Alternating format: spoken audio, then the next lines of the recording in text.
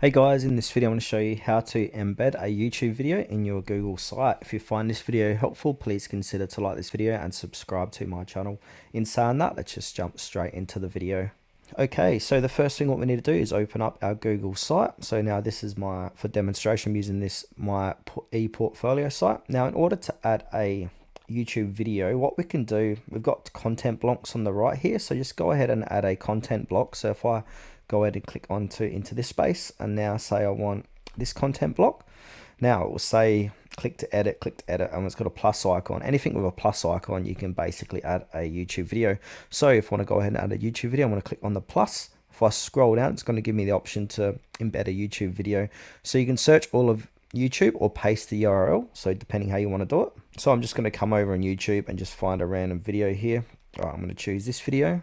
All right, so I'm going to copy that URL and come back to here. Now I'm going to paste in that URL and it should appear down below. I'll click enter. Here it is here. So to add it, simply click onto it and then click insert. And now that's going to embed that YouTube video onto your Google site.